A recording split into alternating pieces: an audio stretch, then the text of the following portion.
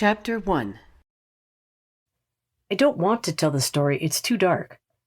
A kind, deep voice replies, There's good parts, and anyway, you have to tell it. The children need to know because it's true. All of it? All of it. The little girl poked at the green Jell-O salad, jiggling in the pineapple and cottage cheese, bits in a bright yellow bowl. She wrinkled her nose. It was just so weird. Granddad was telling stories again. Mom always left the best part for us kids, always said she liked the back as her favorite part. He served himself another leg of southern fried chicken. She was always doing without so we would have enough to eat. Ravenswood, West Virginia, 1915. Summer rain freshened the West Virginia air, combining pine and earth and filling Rader's lungs with a consuming urge to move on. He paced around the house as Mary labored with their fourth child. He couldn't stand being cooped up, tied down, and now another mouth to feed. Only medium in height, Rader had a lanky, athletic build coupled with wavy black hair and a powerful personality that won him many friends. He was always up for an adventure. West Virginia was always poor, especially now that another depression's bony hand had reached into every corner of the nation. He should have been grateful. As a dentist, he had more means than most. 3 strong young sons who loved him, a position in his church, but always dissatisfaction haunted him. Mary called it the curse of Cain. But Rader Thompson knew that he was destined for great things, to make his mark on the world. Mary wanted a bigger house, but to Rader, a cage was still a cage. It was Easter morning, and the neighbor women tending Mary scurried in and out. Rader drew deeply on his pipe, wishing he was almost anywhere else. Turning his back on their house, he gladly let his mind wander to the happy place of freedom, Nevada. Smoke curled absently over his head as he wandered mentally through the rich mines of Nevada, a magic place where he and Ivy could start over. Ivy danced through his thoughts like a tease. Mary screamed one last time, and then Rader heard the familiar sound of a newborn baby crying. Mary's friend Helen ran out to tell him, It's a girl, a beautiful girl. Rader forced a smile on his face and went to Mary's side. The baby was beautiful, his first daughter. Paul, Hughes, and Dick came scampering in like rambunctious puppies to check out the new addition. A sister! We have a sister! Hughes and Dick danced around. Paul, the eldest, was a little bit more mature, but took the little hand in his with great tenderness and kissed his mother, teasing, She's a heck of an Easter egg, huh, Mom? And for a very brief moment, Rader allowed himself to enjoy the warmth and pleasure of his family, just the satisfaction of belonging. But he quickly crushed the tenderness that arose in his heart.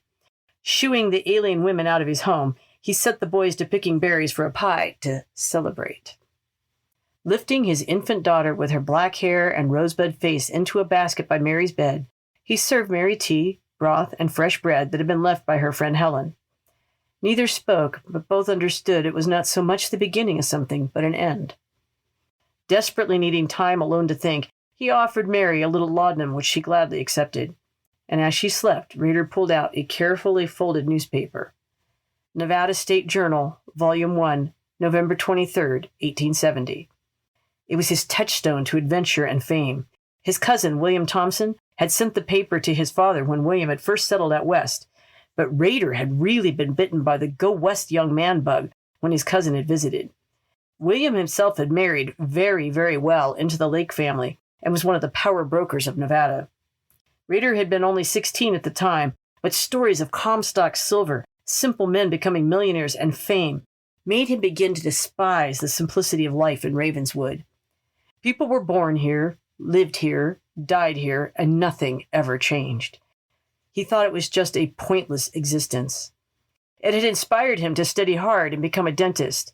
He knew firsthand how little the miners made, but as a dentist, he could travel, prospect, and prosper from the gold the miners paid him while he searched. He thought often of William's enthusiasm as he spoke about how much of Nevada and its riches were left to explore. Cursing himself, Rader felt again the regret of wasted years. For a little while, dreams of escaping Ravenswood faded when he'd fallen for spirited, dark-haired Mary Houston. But the restlessness returned, and Mary's response was to become bitter and biting. She was jealous of a dream she wouldn't join and couldn't fight. The boys burst through the door triumphantly with a full basket of blackberries and matching black mouths. Quickly, Rader put the paper away and set to making the promised pie. He liked to cook, a little now and then, just to keep his hand in. Any man ought to be able to shift for himself. Dick went over to examine his new sister more carefully as Mary began to rouse herself and feed her daughter. "What are we going to call her?" asked Dick. "Iola, Welsh for Violet Dawn," replied Rader, without even looking at Mary. For him, a new day was coming. Ivy tried to pretend all day that nothing unusual was going on, but even as she drank tea serenely with her girlfriends, feigning interest in the upcoming dance, she was pacing in her mind. Would Rader change his mind now that the new baby had come? It was a girl. Would he feel differently? "So, Ivy, who do you want to dance with?" Pretending to be engaged and listening, Ivy replied sweetly, "Oh, I don't know. Do you think anyone would want to dance with me?" At 22, she wasn't the youngest girl in Ravenswood. Lots of girls got married at 17 or 18, but Ivy Atwood was beautiful. Pixie-faced with wavy dark hair and soulful hazel eyes and an oh-so-curvy shape that begged a man to touch her all over. She'd cast a spell on many of the young and not-so-young men, although she pretended not to notice. Ivy had held her back from all the boys, not out of any moral sense, but a stiff determination to be more than just a country girl living poor with a passel of kids. She intentionally made every man around her feel important. She had ambitions to leave West Virginia and wanted to make sure that no matter what happened, she had an out. Not just any out, but a profitable and prestigious one. Still, for all her planning, she had fallen for Rader Thompson, the one man she couldn't completely predict or control, and married at that. Still, that made him more interesting, and even at 38, he was one of the most handsome men she'd ever met. Every Sunday as she played the organ in their little Methodist church, she would catch his eye and let him know how very interested she was. Rader taught Sunday school for the boys, so he could come in early, and she came in early too to practice her music. Eventually they met while he was out on dental calls, having trysts in the wood, although she never let him fully make love to her. She knew the strength of her hand was in making Rader commit to her to get what she wanted. It had been hard, though. He was so capable and strong. He made her feel totally safe and absolutely vulnerable all at the same time. She had almost given in once or twice, but she made him wait. Ivy returned to the conversation. "I think I'll just stay home and practice for Sunday." "Oh, bother," said her friend Violet. "You're always hanging around church. You'll never get a husband that way." The girls all laughed and started talking about this, that, and the next thing, all at the same time, as they put on their coats and prepared to leave. Ivy had many friends, but none she actually confided in. Not her dreams, not her fears. But for the most part, they never noticed. Involved in their own daydreams of the future, Violet and the others just assumed that she was the quiet, studious type. Her father, Silas Atwood, was another matter. He knew his daughter. Ivy and her father were very close and very much alike. Deep affection warred with irritation in the Atwood household. Where Ivy was passionate about personal success and freedom, Silas's heart beat for the common man. He was a Union man through and through. And after his wife Vera died, Ivy and Papa grew much closer, though he couldn't understand why she was so focused on just her own future. He had hoped they would work together to champion the cause of the working man, a distressing reality, especially in the mines of West Virginia. Economic booms and busts came and went for the nation, but filthy-faced poverty never seemed to altogether leave West Virginia. Ivy's mother had been the sort of neighbor to watch the children when mothers were sick, or take food to a family after a childbirth. Ivy always thought Papa took up the cause of the poor to be closer to Mama in some way. Silas believed in the absolute freedom for every man, so he put no limits on what Ivy could read or study. She was a progressive, serious girl, not like the average frivolous female in town, and he was proud of her for that. As a household, much of their money went into books and monthly magazines about current events.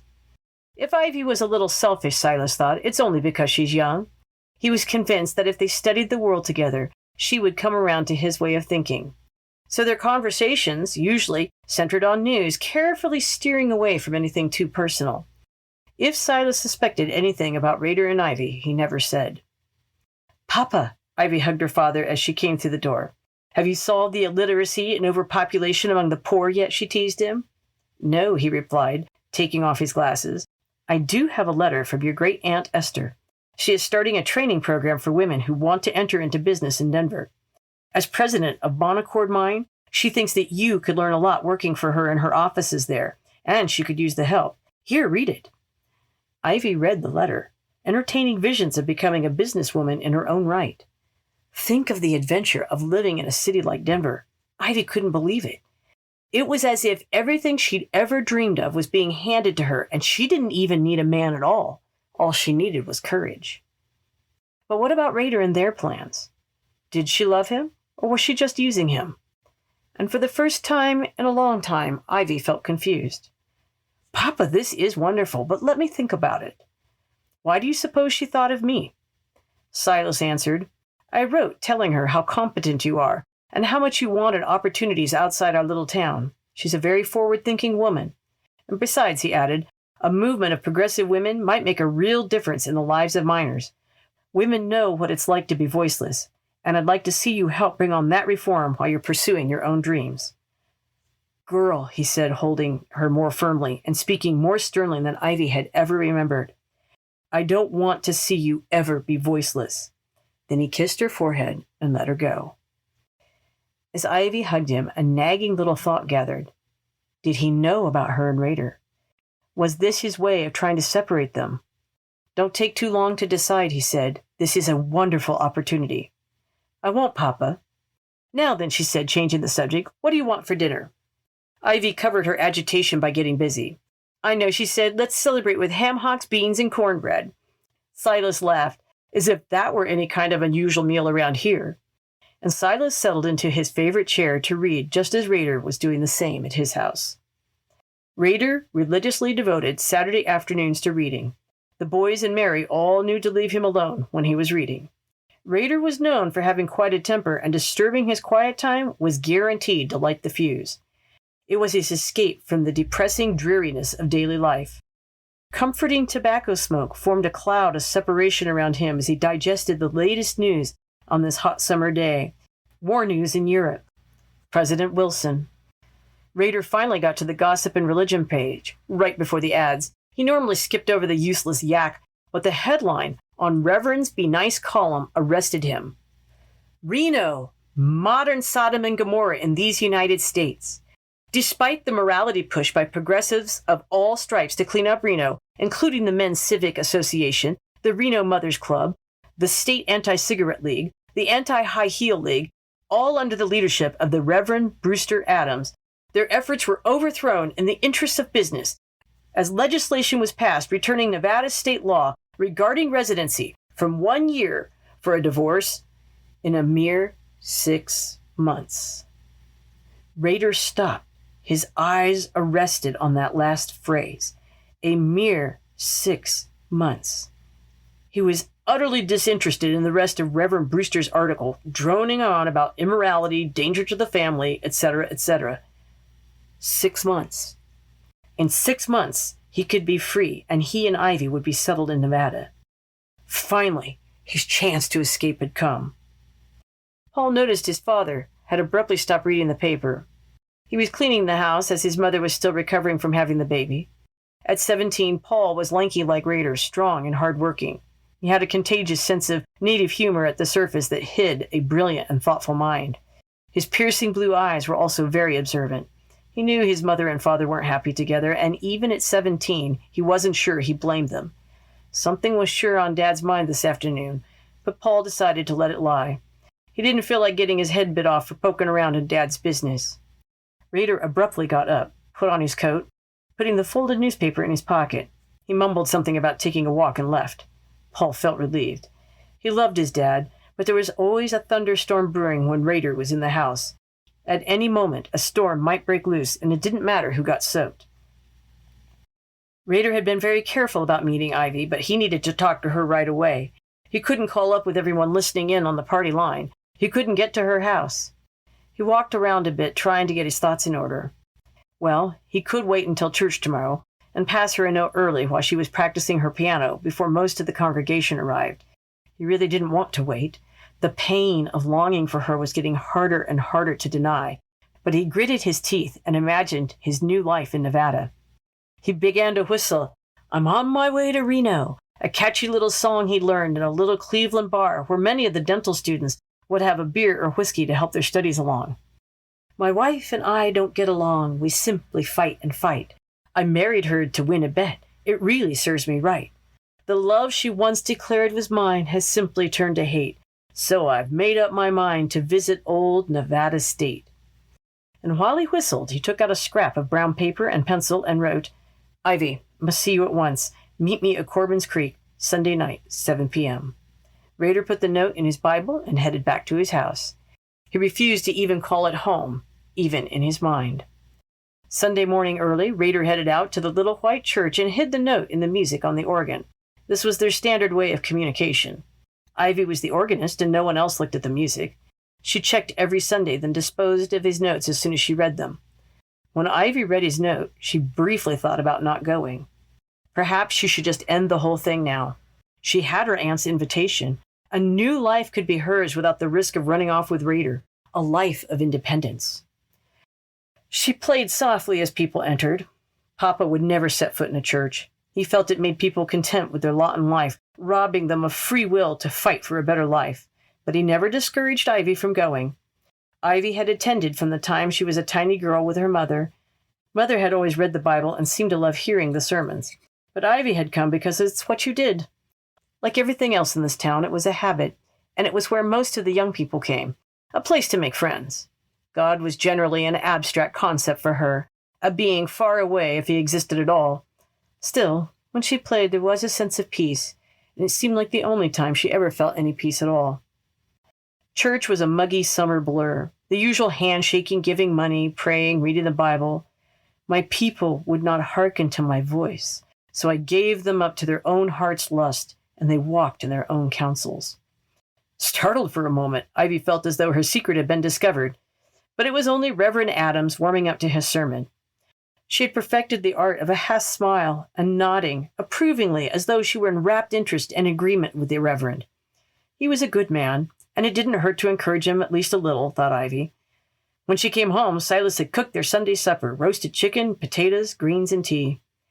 Evening came at last, and after finishing the dishes, Ivy carefully smoothed her hair and dress. Silas parked himself on the porch to nap. Ivy gave him a kiss, told him she was taking a walk, and hurried off to Corbin's Creek. On the way, she put on a little lavender perfume that Rader had given her last month in her hair and between her breasts. There were lots of willows down at the creek, lots of privacy, and not as many mosquitoes as some places. Ivy hummed casually to let Rader know that she was there.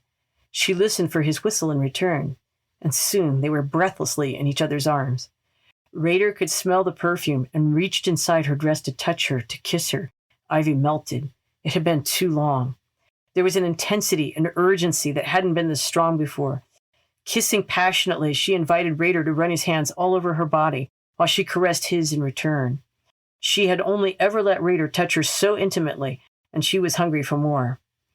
Suddenly, like a man awaking from a dream, Rader stopped and pulled out the newspaper for Ivy to read. Surprised, she read the article and immediately understood. Ivy, I have to go. As soon as possible so that we can be together. Pressing money into her hand, he told her, Here is train fare to get you to Reno. I won't write. You won't hear from me at all, but in 6 months, I want you to join me in Nevada and we'll be married. I will publish my address in the Reno paper every week starting in March so that you can find me once you arrive. Ivy was overwhelmed by so much all at once. She thought briefly of telling him about Denver, but decided to keep quiet for the moment. He grabbed her, rubbing his face in her lavender-scented hair. This is our last time together for 6 months. They didn't talk any more, but kissed and stroked each other until it was dark, drinking in as much as they could. They left separately, and Ivy was glad for the walk home. She didn't want Papa to see her flushed from Rader's caresses. She carefully put her hair in order and pulled her shawl around her before entering the house. Silas didn't look up from his letter writing, much to Ivy's relief. She didn't care a lick about deceiving anyone except Papa. She felt a little guilty, but decided Papa would be far better off not to know anyway. It was for his own good, as well as for hers.